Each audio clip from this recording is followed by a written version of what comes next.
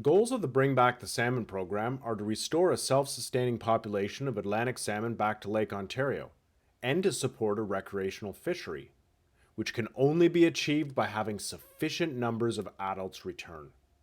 There are many stages involved in this restoration, from assessing growth of stocked juveniles, to conducting research on diet and movement, to using cameras and asking anglers to monitor when and where adults are returning. Let's explore how juvenile Atlantic salmon are assessed in our streams. The program stocks Atlantic salmon fry each spring, typically in May. The fry arrive from the hatchery in aerated trucks and are netted into bags. By adding oxygen to the bags, the saturated air diffuses into the water, allowing the fish to breathe even though there is little water. Volunteers and staff then walk or float the bags down the stream, and at specified intervals, depending on stream width and habitat quality, release the fry from the bags. This ensures that the fry will be spread out at the same target density across sites. During the summer, some of these sites are assessed for juvenile growth and fish community using a technique called electrofishing. Electrofishing works by sending a mild electrical current into the water, which temporarily stuns the fish and allows staff to quickly net the juvenile salmon and other fishes into a bucket.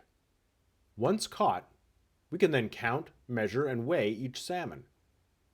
From this, we are able to determine the density, or the number of salmon per unit area, and the biomass, or the total weight of salmon per unit area, and estimate how much the fish grew since they were stocked.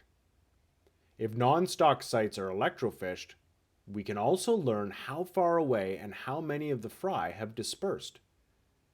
At the same time, we get an overview of the fish species composition at the site, which can tell us about how healthy that site is during that sampling season. And we can then compare that information against previous years to determine if the health at that location is staying the same, improving, or declining. These surveys can also form the basis of more detailed studies that can examine community interactions such as competition and predation. Once fish are sampled, they are released back at the site where they were originally captured. We also stock fall fingerlings, which are juvenile salmon entering their first fall in October. These fish are large enough that most smolt and migrate to Lake Ontario either that fall or the following spring. Our third life stage stocked is spring yearlings, which are 1-year-old salmon that are typically stocked in April. These fish usually smolt and leave the streams within a month of stocking. We've also started stocking yearlings directly into Lake Ontario at river mouths. The larger size of the fingerling and yearling life stages means that they can be stocked using a hose attached to the hatchery truck, which pumps out the water and the fish. After orienting themselves in the water column, the fish disperse from the stocking site, thereby reducing competition amongst themselves. Besides electrofishing, we've used other methods to assess juveniles. A rotary screw trap was used on the Credit River between 2011 and 2016 to estimate survival of the 3 stocked life stages and strains to smolting, as well as record when smolting was occurring. The rotary screw trap consisted of a large cone suspended between 2 floating pontoons. River flow rotated the cone and funneled a portion of the migrating fish into an underwater holding tank at the back of the trap. During its operation, the rotary screw trap captured over 2,300 Atlantic salmon smolts. Tissue samples are sometimes collected from captured Atlantic salmon, from which we obtain 2 types of genetic information. One type is the strain they are from, as originally we stocked 3 strains, the Le Havre River strain from Nova Scotia, the Sebago Lake strain from Maine, and the Lac Saint Jean strain from Quebec. The other type of information is the life stage we stocked that fish. Since our stocking program releases each family group at a particular life stage, we can match the genetics of the captured fish to our database and thus know which life stage that fish was stocked. This helps us determine which strain and life stage results in higher juvenile survival, and also helps us document the extent of wild reproduction. A diversity of life stages may result in a portfolio effect, where more diversity results in buffering a species and creating stability against adverse environmental or other effects.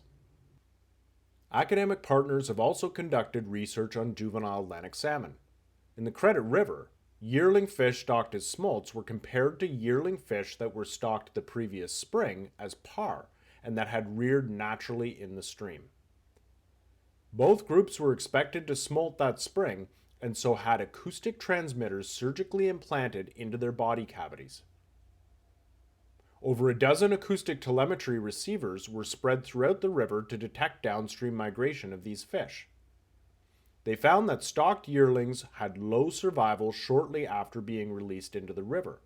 However, for fish that survived, fish stocked as yearlings had similar migration speeds to fish stocked as par, and both groups migrated more often at night than during the day. Additionally, smolts successfully passed downstream over both Norval and Streetsville dams. Research projects such as these give us additional insight into our stocking strategies and help us refine our methods. Thanks to our academic partners, the Ministry of Northern Development, Mining, Natural Resources and Forestry, conservation authorities, and all other groups and volunteers that help make stocking and monitoring of Atlantic salmon and our aquatic communities possible.